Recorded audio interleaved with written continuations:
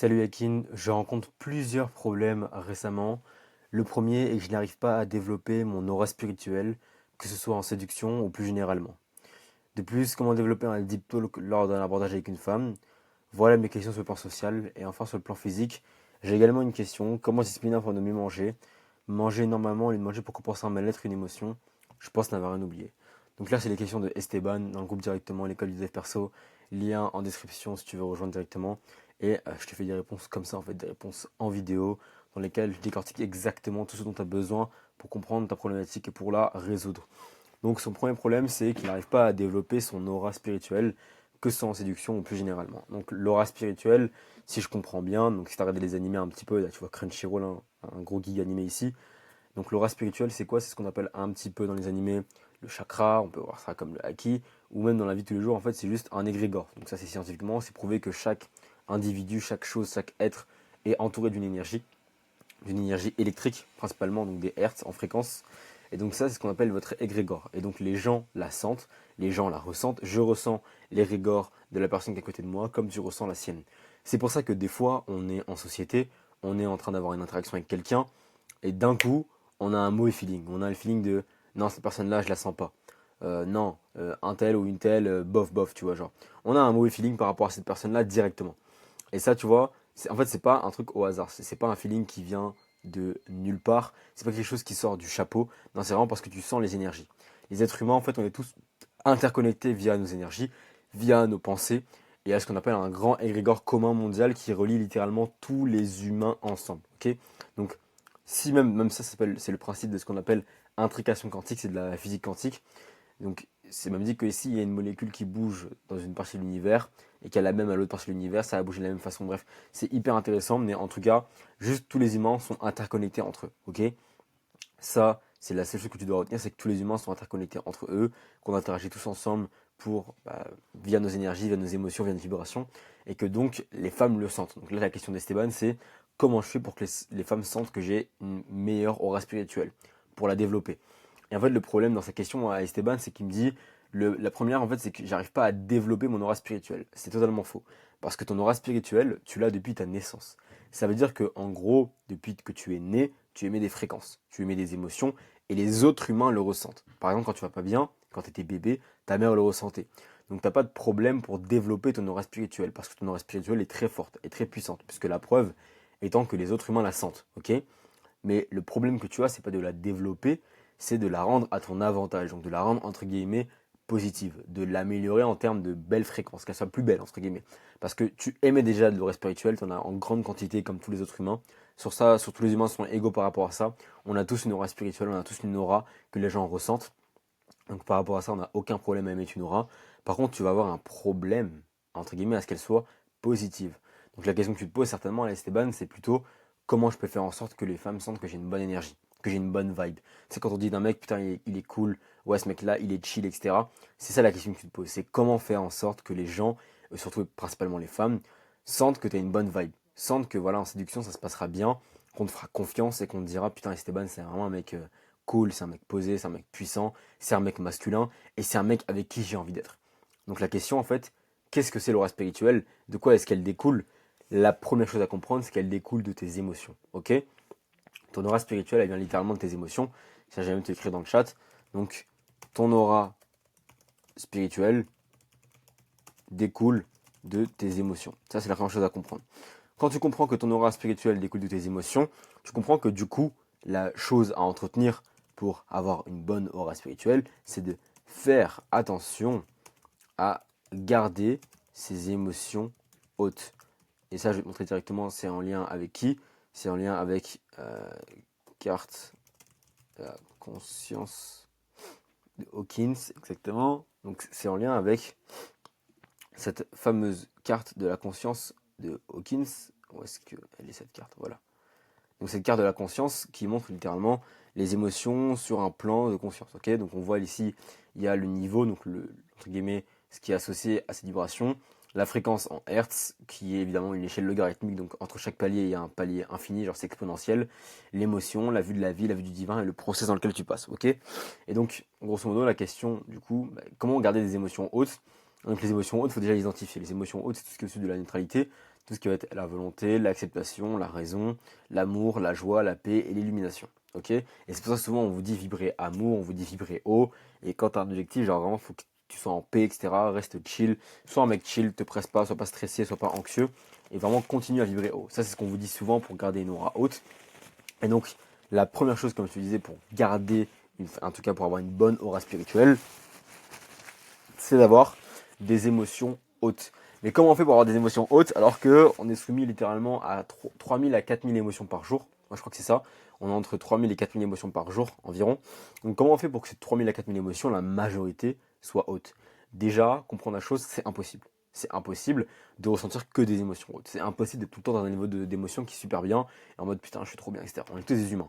Que tu sois beau, riche, grand, fort, petit, skinny, peu importe, tu vas traverser des émotions basses, ok? Mais il faut bien faire la différence, j'ai pas dit des émotions négatives, j'ai bien dit des émotions basses. Donc là, avoir la honte, c'est pas négatif, c'est juste une émotion, mais elle est plus basse, ok? Elle n'est pas négative, elle est juste basse. Avoir l'élimination, elle n'est pas positive, c'est juste haut, ok? Donc chaque émotion doit être ressentie, et si tu veux pouvoir ressentir la paix, tu dois d'abord passer par la culpabilité, la peur et la colère, la fierté, la raison, l'amour, ok? Donc ça, tu dois toutes les ressentir. La palette d'émotions est assez grande. Maintenant, quand tu es avec une femme, quand littéralement tu es dans une situation où tu es dans un cercle social, des fois tu n'es pas tout le temps au contrôle de la situation. Des fois tu n'es pas tout le temps bien, ok? Des fois tu as vécu une journée de merde, etc. Pourtant, des fois tu es avec une femme que tu aimes bien et des personnes que tu aimes bien et tu aimerais que ces gens-là se sentent bien avec toi. Donc comment faire? Tout simplement, les gars, ça se passe bien avant. Ça se passe bien avant le moment de la rencontre, le moment de l'interaction. En fait, à ce moment-là, ce sera déjà trop tard. Ce qui va faire en sorte que tu auras une bonne aura, ok? Donc vraiment une bonne aura spirituelle avec les gens, c'est pas pendant l'interaction. C'est pas ce que tu vas te dire pendant l'interaction, c'est pas quand tu vas réfléchir à la meilleure phrase à dire, quand tu vas réfléchir à la meilleure tonalité à avoir. C'est pas ça qui va faire la différence. Ce qui va faire la différence, c'est quel est le spectre d'émotions que tu ressens chaque jour le plus possible. Donc en gros, chaque jour, dans quel type d'émotion est-ce que tu es? Dans des émotions hautes ou dans des émotions basses? Et donc pour ça, qu'est-ce qui fait que nos émotions sont de plus en plus hautes? Ce sont nos actions. Ce sont ce sur quoi on se focus. Les choses qu'on regarde, ok? Ce vers quoi on va, ce vers quoi on tend, les gens avec qui on est, la confiance qu'on a en nous. Donc la première chose pour développer ton aura spirituelle, c'est toujours des basiques. Et à chaque fois, ce sera évidemment toujours des basiques. C'est de commencer par augmenter ta confiance en toi. Parce que ton aura spirituelle te précède. Ça veut dire que tu vas pas arriver entre guillemets dans un cercle social et faker. C'est pas possible. Parce qu'à terme, les gens le sentiront. Peut-être que pendant 5 minutes, tu vas réussir à faire le mec drôle, à faire le mec confiant. Mais si on rajoute quelqu'un que tu connais pas, si on rajoute un facteur que tu connais pas, un facteur qui te met entre guillemets dans l'embarras, on va vite voir que tu n'es pas à l'aise. On va vite voir que tu as des émotions basses, que tu as honte, que tu as peur, que tu es dans le regret, dans la colère. Ça, on va vite le voir. Donc, en fait, tout le travail pour avoir une bonne aura spirituelle, il précède mais tous les jours, entre guillemets, le travail sur place. Donc, ce que tu dois faire, grosso modo, pour avoir vraiment des hautes émotions et vraiment avoir une bonne aura spirituelle, c'est la confiance en toi. Et donc, pour un humain, pour un homme principalement, qu'est-ce qui augmente la confiance en soi? Évidemment, le style vestimentaire. Le style vestimentaire, et donc, évidemment, ton physique, donc d'aller à la salle de sport, d'avoir un bon physique, évidemment, ta beauté, donc de développer ta beauté du visage, de faire en sorte d'être plus beau, ça c'est extrêmement important. Ton éloquence, ton élocution, essayer d'avoir une voix profonde, une voix grave, de ne pas bégayer, d'avoir un bon teint de voix, d'avoir une bonne fluidité, d'articuler, d'avoir des mots corrects, d'avoir des mots soutenus. Tout ça, tu vois, ça se travaille. C'est pas quelque chose qui est inné et c'est pas quelque chose qui sort du chapeau de Mesmer. Absolument pas. Ça se travaille. Le style vestimentaire, ça se travaille. Bon, évidemment, tu peux évidemment acheter des choses super chères. À 1000 balles, 2000 balles, 3000 balles le vêtement. Tu peux. Mais tu peux aussi être intelligent et juste choisir les basiques et rejoindre l'école du dev perso parce qu'il y a un guide sur le style vestimentaire. Ok, dans la description, encore une fois. Lien en description, donc Classroom, il y a littéralement un guide complet sur comment t'habiller. Ok. Le physique, pareil, il y a un guide complet de comment t'habiller. Le visage, il y a un guide complet de comment être plus beau. Éloquence, il y a un guide complet sur le charisme aussi. Donc si tu veux développer tous ces aspects-là, je pourrais te faire des vidéos et des vidéos et des vidéos. Mais le mieux, c'est directement que tu rejoignes l'école du dev perso. Pourquoi? Parce que là-dedans, je suis là pour booster littéralement ton cadre de vie. C'est du 80-20. Il n'y a pas de blabla, il n'y a pas de chichi. On ne perd pas du temps en introduction, en marketing. Non, on fonce directement, straight to the point, pour que tu aies la value, que tu puisses l'appliquer avec exercice, template, tout ce que tu veux, PDF, fichier à suivre, vidéo, etc. Tout est fait pour que tu puisses avancer le mieux possible et le plus rapidement possible. Et donc, les émotions, c'est lié style vestimentaire, physique, beauté du visage, éloquence, et deux points extrêmement importants qui sont bien trop sous-estimés, ton entourage. Si ton entourage, c'est que des personnes qui te mettent bas en émotion, hein, c'est que des personnes qui, entre guillemets, euh, chient sur ta valeur, donc c'est des gens qui viennent un peu piétiner ce que tu construis au quotidien, ça va venir un peu te contraindre dans tes émotions hautes. Parce que les gens que tu estimes, alors qu'en réalité, c'est pas vraiment tes amis, ils vont tout le temps venir te mettre bas en émotion. Tout le temps, ah, vas-y, encore lui avec son sport, vas-y, encore lui avec ses bails de livres de dev perso. Je me souviens encore, hein. Les gars, j'étais au lycée, je cherchais à me développer, je lisais des livres, et des fois, il y a des potes à moi qui me disaient, mec, viens, on sort, on va jouer au foot. Moi, j'étais en mode, non, les gars, j'ai envie de lire mon livre aujourd'hui. Et ils se foutaient de ma gueule. Ils me disaient, mec, la vie, on ne l'apprend pas à travers des livres, la vie, on l'apprend quand tu viens au terrain de foot avec tes potes, la vie, on l'apprend dehors. Il y a une partie qui est vraie, on apprend la vie en sortant, en voyageant, évidemment. Mais les gars, il y a des gens qui se posent, des experts qui se posent pour écrire des livres. Croyez-moi que les experts qui écrivent les livres sont bien plus ingénieux et bien plus intelligents que tous vos potes là qui sortent, qui passent leur vie à faire du foot, à draguer des meufs, à jouer à la console. Ok? Évidemment que la lecture c'est bien plus bénéfique que sortir avec ses potes. En tout cas, à une certaine échelle. Tu vas pas rester qu'à lire chez toi. Il faut que tu ailles expérimenter évidemment. Mais tu comprends bien que lire c'est important. Donc ton entourage, et on parle justement de ta culture. Ta culture, ça va augmenter ta confiance en toi.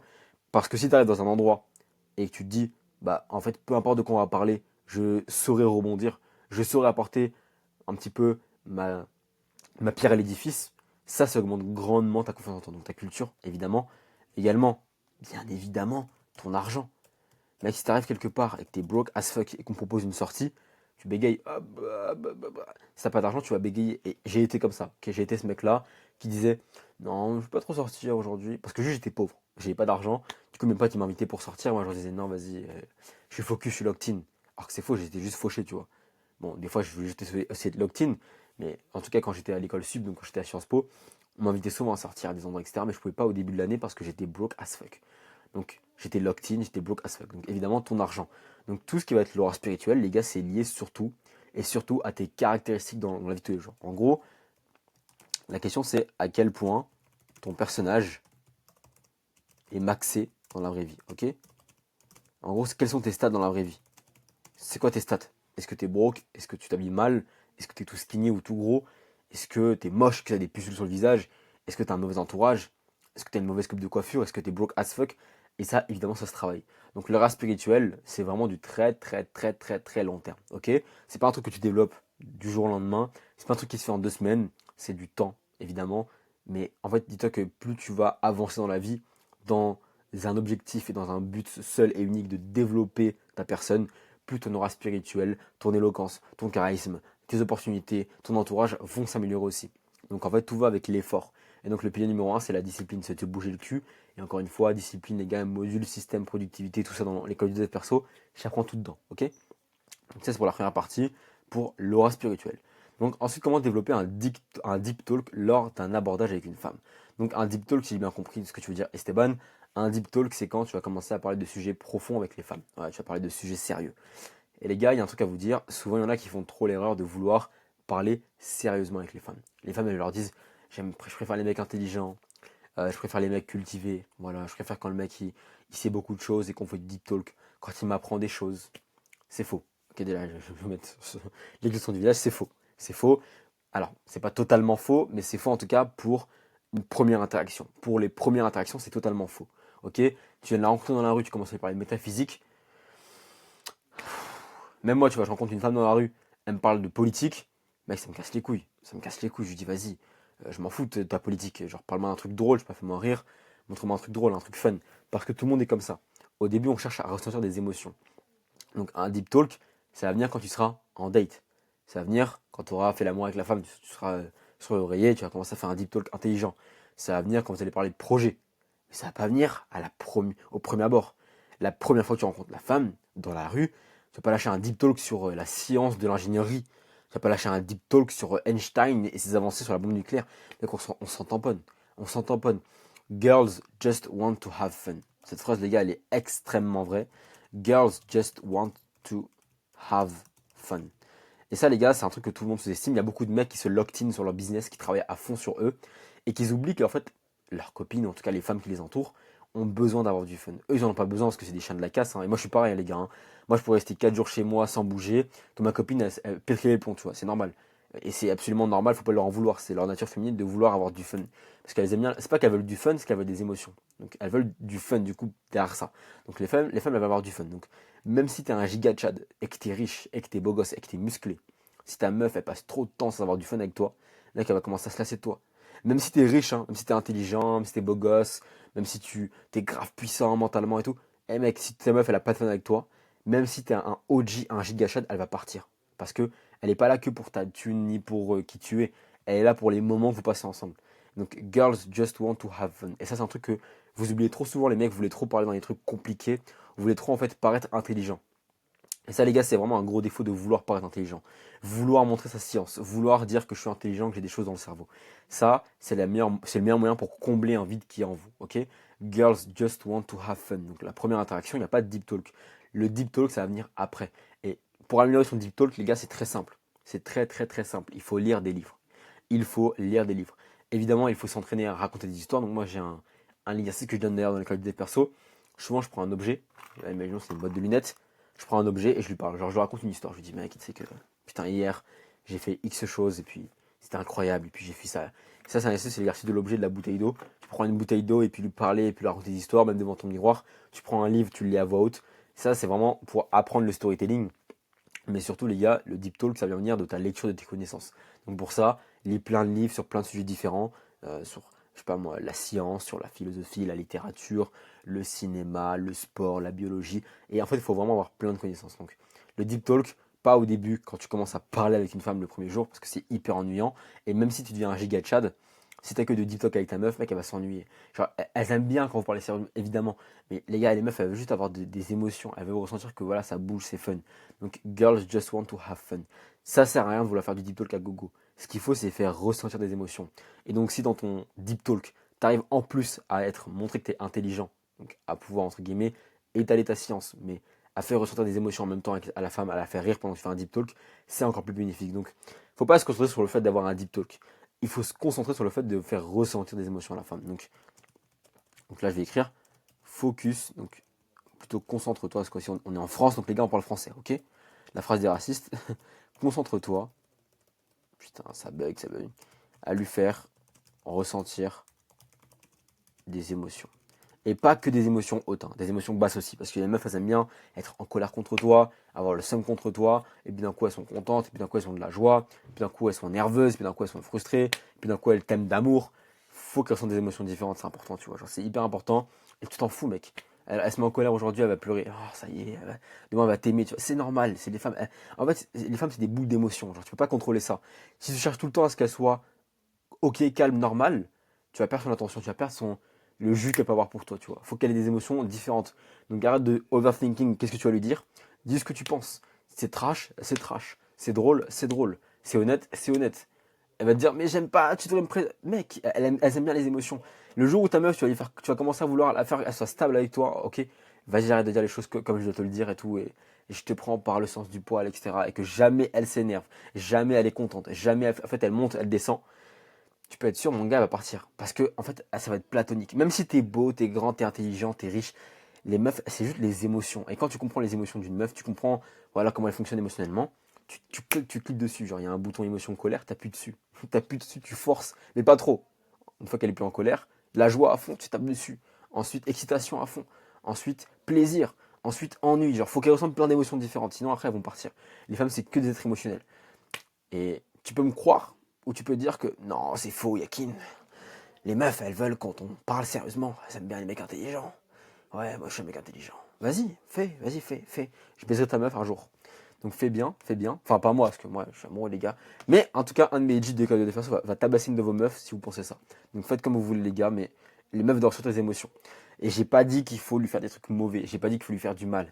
J'ai dit qu'elles doivent ressentir des émotions. Donc si un jour t'es en colère contre elle, bah, t'es en colère contre elle. Genre, te dis pas, non, j'ai pas envie qu'elle sente mal. J'ai pas envie qu'elle sente mal. On s'en bat les couilles. On s'en bat les couilles. Elle doit sentir mal, comme toi aussi tu dois sentir mal. Genre, tout le monde traverse 3000 à 4000 émotions par jour. Donc elle doit sentir le jus.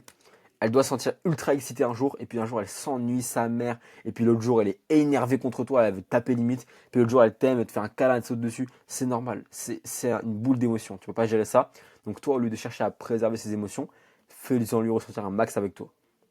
Évidemment, sois pas un connard, hein, commence pas à lui faire des trucs bizarres, commence pas à la tromper, commence pas. Enfin, tu comprends, commence pas à faire des trucs bizarres, mais fais-lui ressentir une palette d'émotions qui sera énormissime. Et je te promets qu'elle comprenne même pas comment ça se fait.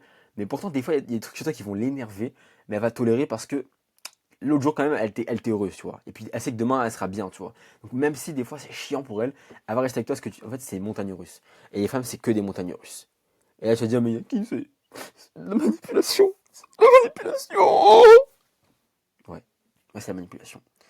Donc soit tu acceptes, soit tu joues avec le jeu, soit encore une fois, on va prendre ta meuf. On va prendre ta meuf. À toi de choisir. Donc, autre question, c'était sur le plan physique, comment discipliner de mes manger pour ne pas combler un mal-être, une émotion. Donc ça, c'est ce qu'on appelle les TCA, donc du trouble de comportement alimentaire. Tu peux aller voir un spécialiste, mais moi je te conseille pas parce qu'ils vont te bullshit.